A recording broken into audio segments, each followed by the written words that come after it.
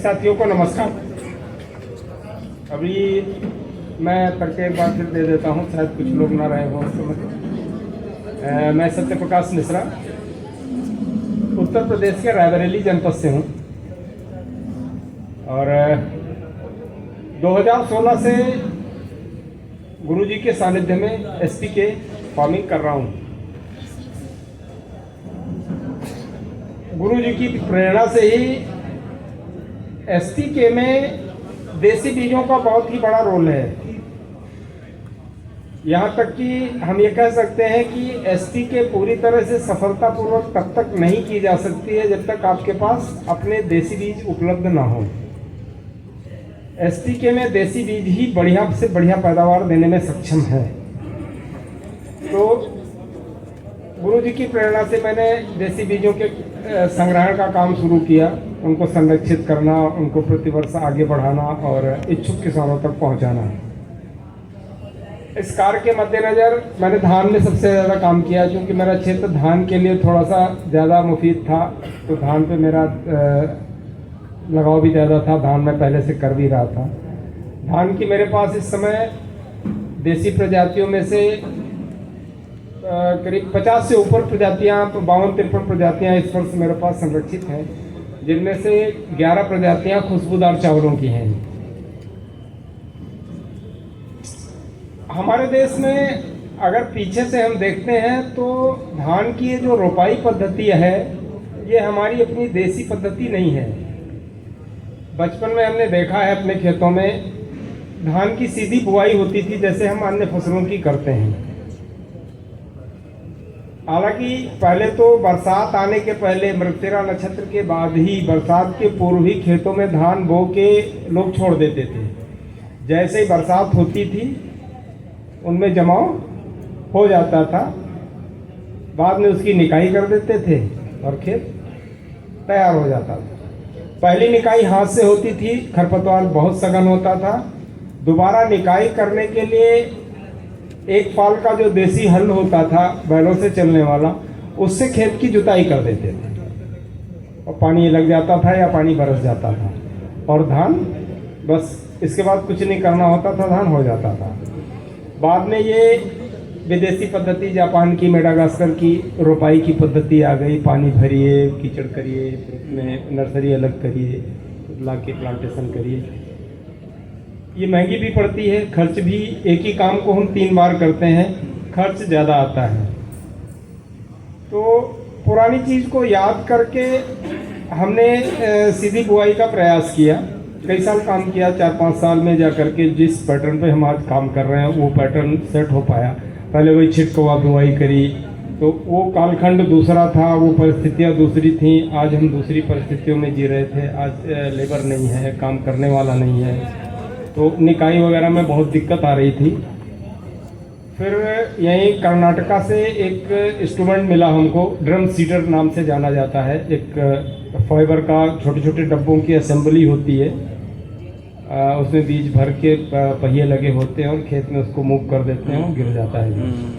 Seed drill से भी मैंने बुआई करने का प्रयास किया, लेकिन सीड ड्रिल में उतना बढ़िया रिस्पांस नहीं आया धान की बुआई का। तो ड्रम सीडर से बुआई करके फिर अब हम धान की खेती करते हैं। इसमें वीड्स की समस्या से थोड़ा सा बचने के लिए हम धान के खेत में पानी भर के पडलिंग कर देते हैं, पाटा लगा देते हैं और फिर उसके बाद खेत का पानी निकाल देते हैं। अब उस समय हम प्रैक्टिस ये इस्तेमाल करते हैं कि एक खेत का पानी अगले खेत में हमारे इस्तेमाल में आता चला जाए, ताकि पानी का वेस्टेज ना हो।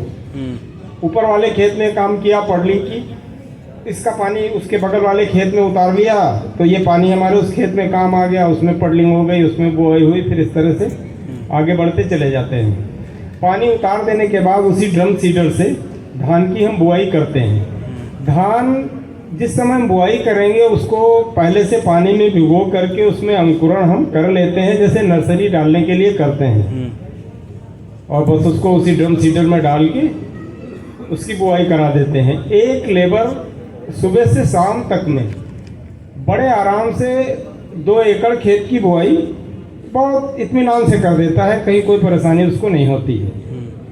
24 घंटे उस खेत को वैसे ही पड़ा रहने देते हैं। 24 घंटे खेत की कंडीशन को देखते हुए, अगर ऊपर की, क्योंकि धान बिल्कुल ऊपर पड़ा हुआ है तो उसको एक निगाह देखा जाता है। अगर आवश्यकता महसूस हो रही है तो 24 घंटे के बाद उसमें बस एक बार सिंचाई करके बस पानी लगा के पानी बाहर कर देते हैं। बस इतने में धान जर्मिनेट हो जाता है और चलता रहता है। 20 से 25 दिन के बीच में हम उसमें पहली निकाई कर देते हैं। दूसरी निकाई, पहली निकाई हम हाथ से कराते हैं। दूसरी निकाई करीब 35 से 40 दिन की अवस्था में आने पर एक बार फिर वीड्स जो है ग्रो कर जाते हैं। उस समय कोनोवीडर आता है, कोनोवीडर चला करके हम वीड्स को साफ कर देते हैं। बस इसके बाद फिर धान में बढ़वार आ जाती है, वीड्स नहीं निकलते हैं, निकलते भी हैं तो धान में नीचे पड़े रह जाते हैं, उससे कोई परेशानी नहीं होती है। तो अगर हम तुलना करें आपको कि जो रोपाई पद्धति से हम धान लगाते हैं और जो ये बुआई पद्धति से धान लगाते हैं, इसमें क्या डिफरेंस आता है, तो जो सीधी पद्धति है बुआई की धान की, इसमें टिलर्स व्यास रोपाई की अपेक्षा ज़्यादा आता है। उसका रीजन है जो मैंने ऑब्जर्व किया, किसी भी पेड़ की, वो धान हो गेहूं हो, किसी भी पेड़ से जो जड़ का फुटाव होता है, तो जो नेचुरली पहली बार में जड़ का फुटाव होता है उसकी ग्रोथ ऐसे होती है, आप कभी भी देखेंगे पेड़ में ऐसे। लेकिन जब एक बार उस पेड़ को हम डिस्टर्ब कर देते हैं, उसको उखाड़ लेते हैं, तो ये जो जड़ चली थी ये टूट जाती है। और कोई भी जड़ जब एक बार टूट जाती है तो फिर वो ग्रोथ नहीं करती कतई, उससे सेकेंडरी रूट निकलती है। सेकेंडरी रूट जो निकलती है वो जमीन के पैरेलल चलती है, वो गहराई में ऐसे नहीं जाती, ऐसे चलती है। तो इसी फर्क की वजह से जो बुआई का धान है उसकी जड़ की वृद्धि ऐसे हो रही है, तो वो गहराई तक जाती है। 1.5 फुट तक तो मैंने खोदने का प्रयास किया है, उसके बाद फिर समझ में नहीं आई ये जड़ है या, तो जब 1.5 फीट तक जड़ है उसकी, तो कभी भी ऐसी परिस्थिति नहीं आती कि जमीन 1 फीट तक सूख जाए, नमी मैं कि 1 फीट तक की नमी खत्म हो जाए, ऐसी परिस्थिति नहीं आती। अगर ऐसी परिस्थिति कभी आ गई, ईश्वर ना करे ऐसी परिस्थिति आवे, वो फिर मैनेजेबल नहीं होगी आदमी के लिए। जनरली बरसात में अगर हफ्ते 10 दिन बरसात ना हुई तो ऊपर की 2, 4, 5 इंच मिट्टी मैक्सिमम सूख पाती है और जड़ इसकी गहराई तक है, तो ये सरवाइव करता रहता है, इसको कोई दिक्कत नहीं आती। वही जो रोपाई का धान है उसकी जड़ ऊपर है, तो अगर उसमें 4 इंच मिट्टी सूख गई तो दोपहर में आप देखने जाएंगे तो पेड़ बिल्कुल बेजान आपको दिखेगा। तो इस वजह से रोपाई किए गए धान में जो पानी को भर के रोक के खड़ा रखने की समस्या आवश्यकता पड़ती है, वो इसमें नहीं पड़ती। इसमें आप खेत में पानी लगा दीजिए, नमी को मेंटेन रखिए, नमी बनी रहे, आपका धान बढ़िया ग्रोथ करता रहेगा। तो जब टिलर्स कम नहीं आते हैं, टिलर्स जब ज़्यादा आते हैं, टिलर्स आने की भी थ्योरी, धान एक ऐसी वैरायटी है जिसमें आप अगर गौर करेंगे तो इसके टिलर्स रूट जोन से आते हैं, जड़ के पास से। गेहूं में टिलर्स जनरली जो पहली नोड होती है वहाँ से निकलते हैं, पहली गांठ जो होती है वहाँ से निकलते हैं। इसलिए हम गेहूं को गहरान में बोते हैं। पारंपरिक रूप से गेहूं नीचे बोया जाता ताकि उसकी पहली गांठ, फर्स्ट नोड जमीन के अंदर रहे, ताकि जो टिलर से निकले उनको जमीन मिल सके, उनकी जड़ों को जमीन मिल सके, पेड़ का बैलेंस बन सके, प्रॉपर न्यूट्रिशन मिल सके। लेकिन धान में ऐसा नहीं है, धान में फुटाव बिल्कुल नीचे से होता है, तो उस जड़ का बहुत गहराई में होना भी ठीक नहीं है। वो जितना ऊपर होगी उतने बढ़िया फुटाव आएगा। यहाँ धान की हमने सीधी बुआई जब करी है तो बिल्कुल सरफेस पे हमारा बीज पड़ा हुआ है, तो फुटाव बहुत बढ़िया आता है। जब फुटाव बढ़िया आता है तो पैदावार बढ़िया आएगी, इसमें कोई शक नहीं है। जब जनसंख्या ज़्यादा होगी पेड़ की, पौधे की, तो पैदावार भी बढ़िया आएगी। पानी की बहुत बचत होती है। अगर 15 दिन भी बरसात ना हो तो खेत में सिंचाई करने की चिंता नहीं होती, और अमूमन 15-20 दिन में बरसात हो ही जाती है। फिर नहीं होती तो फिर तो कोई ना कोई व्यवस्था करनी पड़ती है। तो ये है फ़ायदे। शुरू में एक लोगों का कहना होता था कि सीधी बुआई के लिए, अभी भी कल भी यहाँ किसी किसान के मुंह से मैंने बात सुनी थी, फिर उसको मैं देख नहीं पाया कौन था, बरानी धान की किस्म, बुआई के लिए धान की किस्म, ऐसी बातें मेरे सामने भी आई शुरुआत में, तो कि कम दिन की वैरायटियां ही बोई जा सकती हैं, लेकिन ऐसा नहीं है। मैंने जब एक डर आ गया, आपको कोई बात को टोक देगा तो फिर उसको करने में थोड़ा डर लगता है, तो मैंने पहले भी 90 दिन की, 100 दिन की, इस तरह की वैरायटियों को सीधी बुआई में लिया। फिर धीरे धीरे करके बढ़ के गुरुजी से बात करते हुए, इनकी हिम्मत ले देखते हुए, इस साल मैंने धान की जो प्रीमियम वैरायटियां हैं मेरी, जैसे काला नमक, उत्तर प्रदेश का बहुत ही प्रीमियम राइस है ये। एरोमा इतनी बेहतरीन है कि आपके घर में अगर आपकी किचन में चावल बनेगा तो पड़ोसी को भी पता होगा कि आपके यहाँ चावल बना है। इतनी फास्ट एरोमा है, बहुत ही प्रीमियम सेगमेंट है हमारे उत्तर प्रदेश का।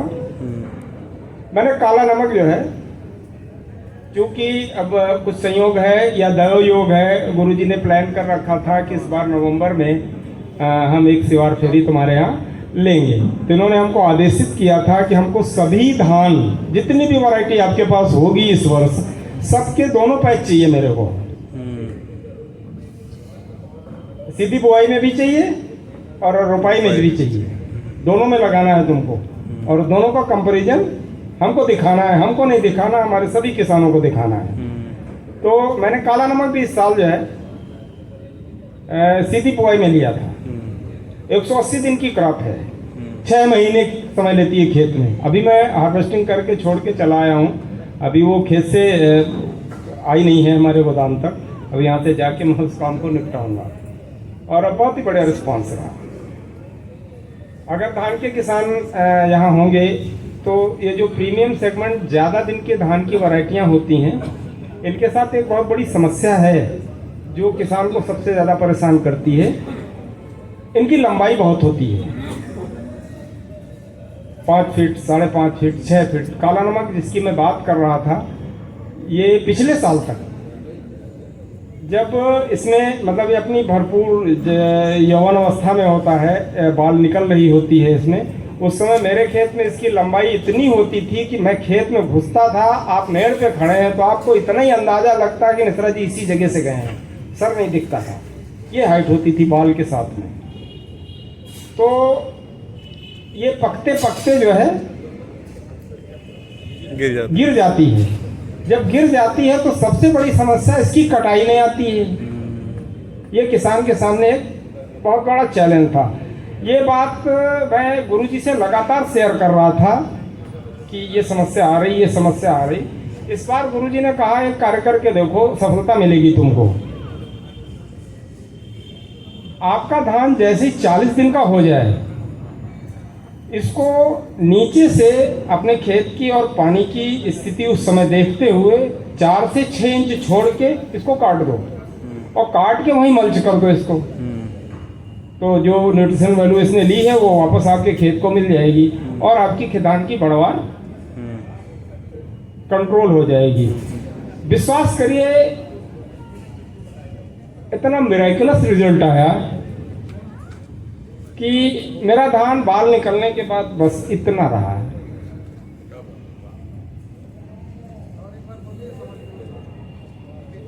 तो ये भी समस्या हेलो एक बार फिर बोलिए, समझ में नहीं है। वो डला हुआ की बात क्या हुआ ये तुम्हारा बता दीजिए। उसमें माल होता है। 40 दिन। सुनिए दोबारा से मैं बता देता हूँ काहे को। धान की बुआई कर दी मैंने आज, है आज जैसे करी, आज के दिन धान की बुआई कर दी। अब आज से 40 दिन बाद,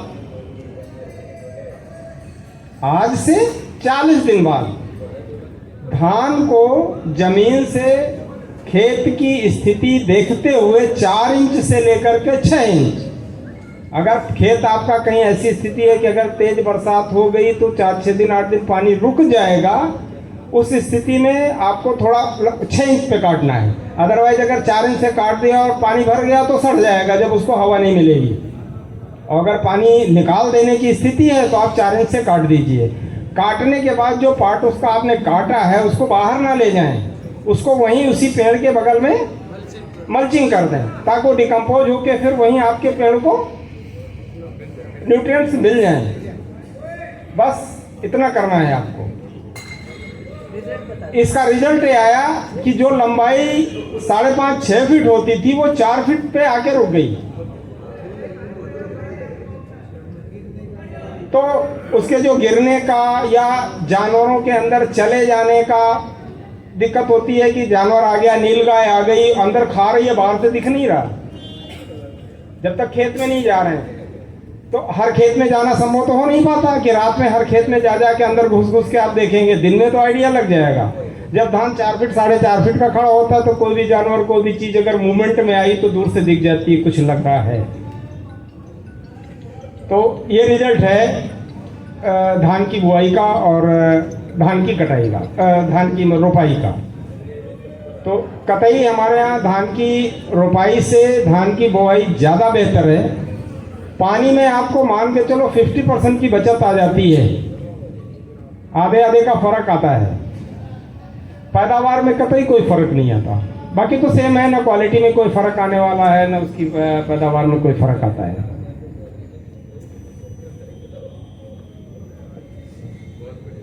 और अगर इस विषय में आप लोग कुछ कोई मिश्रा जी कोई प्रश्न हो किसी का तो अपना नंबर और एक बार शेयर आप नंबर जी।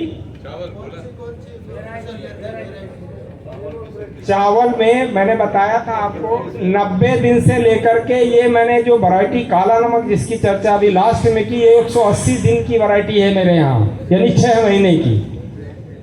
और सबसे कम दिन की मेरे पास जो कलेक्शन में है वो 90 दिन की एक वैरायटी है, सीड टू सीड। तो 90 दिन वाली वैरायटी से लेकर के मैंने 180 दिन वाली वैरायटी, हर वैरायटी का ट्रायल अलग अलग ईयर में किया है। मेनली होता क्या है कि कॉमर्शियली मैं, आप मान के चलो धान का एरिया मेरे पास करीब 15 एकड़ का है, जिसमें मैं रेगुलर 15 एकड़ में धान की खेती करता हूँ। पूरा प्रीमियम सेगमेंट में खुशबूदार चावल में ही करता हूँ। 5 वैरायटियाँ करता हूँ 15 एकड़ में। 15 एकड़ में 8 से 10 एकड़ मैं बुआई में करता हूँ और 4-5 एकड़ में रोपाई में करता हूँ। आपका ये सवाल आ सकता है कि पूरी बुआई में क्यों नहीं करते, क्यों 4-5 एकड़ आप रोपाई में करते हैं? तो लॉन्ग पैच में काम करने की वजह से कभी कभी मौसम का सपोर्ट नहीं मिलता। अगर लगातार बारिश होने लगी तो बुआई का काम नहीं हो पाता फिर। तो स्टैंड बाई ये अरेंजमेंट करके हमको चलना पड़ता है कि, और पूरी रोपाई में कुछ कालखंड ऐसा जरूर आता है जब हमारा काम रुक जाता है। रोपाई के बाद कम से कम 48 घंटे अगर बरसात हो गई तो पैच डिस्टर्ब हो जाएगा, धान की लाइन बिगड़ जाएगी, बिखर जाएगा, कहीं नहीं रह जाएगा, कहीं बहुत ज़्यादा घना हो जाएगा, फिर उसमें काम बढ़ जाएगा। वहाँ थिनिंग कराइए, जहाँ नहीं है वहाँ फिलिंग कराइए, तो खर्च बढ़ जाता है। तो वो एक स्टैंड बाई बोर्ड में रखते हैं कि धान मेरा भीग रहा है, तैयार है, कोई दिक्कत आ गई, कुछ हो गई तो चलो नर्सरी डाल दिया, वो ग्रो हो जाएगा, बाद में उसको उठा के, क्योंकि टाइमिंग एक होगी ना, वही नर्सरी डालने का टाइम है, वही उसकी सोइंग का समय है। बिल्कुल। तो दोनों काम साथ मैनेज करके चलना पड़ता है कि अगर मौसम वेदर बिगड़ गया, धान भीग रहा है, अंकुरित होकर रखा है, कल बुआई करानी थी, पानी नहीं निकल रहा है, बरसात हो रही है, अब हुआ बड़ा हो गया, अब बुआई नहीं हो पाएगी, तो उसकी नर्सरी डाल दो। फिर उस नर्सरी को उठा के, तो जितना कभी 4 बीघे हो गया, कभी 6 बीघे हो गया, कोई सर्टेन नहीं होता कि मैंने एक फ्रेम बना रखा है कि इतना ये करना, इतना ये करना। लेकिन रिजल्ट करीब करीब हर वर्ष यही आता है कि 10 एकड़ के आसपास की हम बुआई कर पाते हैं, 4-5 एकड़ हमारा रोपाई के लिए फंस जाता है। प्रोडक्शन कितना आता है एकड़? प्रोडक्शन वैरायटी वाइज आता है भैया। ये जैसे काला नमक है, काला नमक की का प्रोडक्शन 5.5 से 10 से 11 कुंटल प्रति एकड़ का आता है, और 25 से 50 किलो के डिफरेंस में ही दोनों में हमको प्रोडक्शन मिलता है। कभी इसमें 25 किलो ज़्यादा हो गया, कभी उसमें 25 किलो ज़्यादा हो गया। उसके और बहुत सारे कारण होते हैं। ये जो प्रीमियम सेगमेंट के राइस हैं, इनकी यही पैदावार है।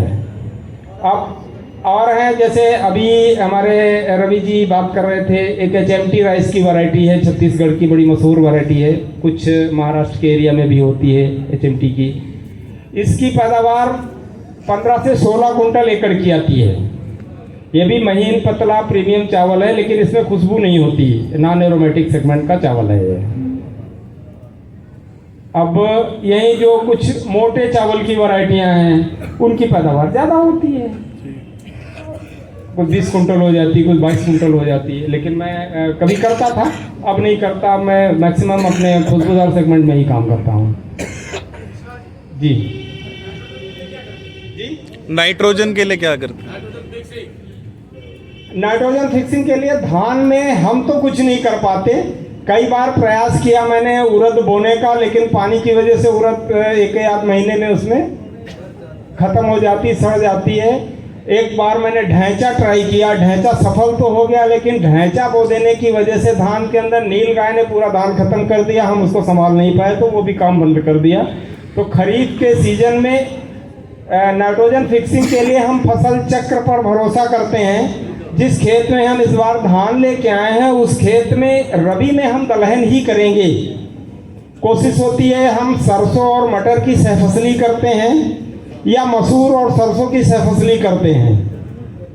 सरसों और मसूर की सहफसली इसलिए हमारे लिए थोड़ा आसान हो जाती है। जो बिल्कुल लेट धान होता है हमारा, जो सबसे लास्ट में कटने की, चूँकि जो सबसे लास्ट में बोया जाएगा, सबसे लास्ट में कटेगा। इस समय जाकर के दिसंबर फर्स्ट वीक या नवंबर के लास्ट डेट्स में, तो इसमें धान की मेच्योरिटी और कटाई के टाइम का अंदाज़ा लेकर के 24 से 25 दिन पहले हम खड़े धान में सरसों और मसूर छींट देते हैं। उसमें उसका जमाव होता रहता है, इधर धान खाली हो जाता है, धान कट के बाहर आ जाता है, उसमें सरसों और मसूर का जमाव हो जाता है। बाद में हम उसकी एक निकाई करा देते हैं, और उसमें हमारी सरसों और मसूर तैयार हो जाती है। तो उसमें नाइट्रोजन फिक्सिंग के लिए हम इस फसल चक्र का इस्तेमाल करके जाते हैं। जीवामृत, घन जीवामृत कैसे देते हैं?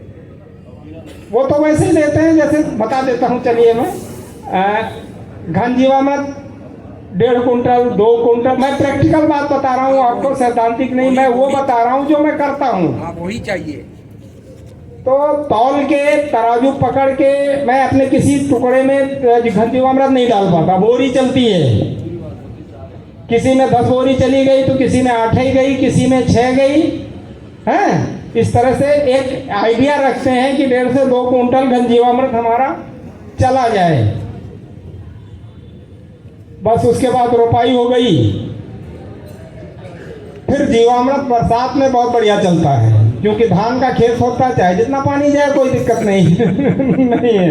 तो जब भी मौका मिलता है ट्यूबवेल चला दिया और घन जीवामृत चला गया। घन जीवामृत का भी आँख का ही अंदाज़ा है, कोई नपना नहीं है मेरे पास। तो ये कहूँ मैं कि इसमें मैं 125 लीटर देता हूँ, इसमें 175 लीटर देता हूँ। बड़ा ड्रम है, ड्रम भी नहीं है, टंकी है RCC की। तो बस एक अंदाज से चला करता है। कितनी बार देते हैं? बरसात के सीजन में कोई काउंटिंग नहीं है, 3 बार 4 बार 5 बार 6 बार, क्योंकि गेहूं में जीवामृत कम दे पाते हैं, सिंचाई कम होती है। कभी 2 ही सिंचाई हुई, कभी 3 सिंचाई हुई, तो जब पानी जाएगा तभी जीवामृत जा पाएगा। स्प्रे का काम हम बहुत नहीं कर पाते हैं क्योंकि पैच बहुत बड़ा है और लेबर की बहुत प्रॉब्लम है।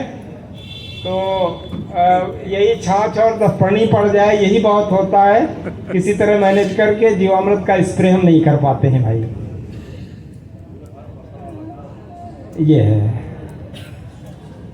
जो बरानी टाइप की खेती से मसूर हो गई, चना हो गया, इसमें भी घन जीवामृत वही एक बार बुआई के पहले पड़ जाता है। जो धान खड़ी फसल में लेकर के आते हैं उसमें घन जीवामृत हम जो पहली निकाई कराते हैं, वो निकाई कराने के पहले हम घन जीवामृत उसमें भी खेर देते हैं। निकाई के समय खुरपी से गुड़ाई हो जाती है, वो काम हो जाता है। वहाँ जीवामृत जा नहीं पाता क्योंकि सिंचाई चने और मटर में होती नहीं। एक बार फार्म का एड्रेस और अपना मोबाइल नंबर शेयर कर दें दोबारा वीडियो पे। ये सरसों मसूर आप छिड़क लेते हैं तो काटने के कितने दिन पहले छिड़कते हैं? एक महीना। करीब 24 से 25 दिन पहले, ताकि कटने के समय बहुत छोटा छोटा रहे तो पैर से दबने उबने का उस पर कोई असर नहीं पड़ता है, वो खड़ा हो जाता है। एड्रेस नोट कर लें, सत्य प्रकाश मिश्रा नाम है मेरा, और मेरे गांव का नाम है राजा मऊ, ब्लॉक बछरावा, जनपद रायबरेली, उत्तर प्रदेश। पिन कोड नंबर है 229301। ज्यादा जल्दी चले रहे आप, धीरे धीरे मैं रिपीट कर दूंगा, आप बताओ। जी, धीरे धीरे दोबारा से एड्रेस बोलूं फिर से? सब कुछ नाम नंबर। सत्य प्रकाश मिश्रा,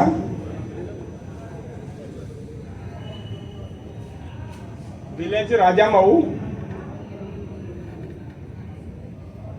जनपद Raebareli, Uttar Pradesh. Mobile number. Pin code number है 229301। Mobile number. मोबाइल नंबर है 9628 018 649।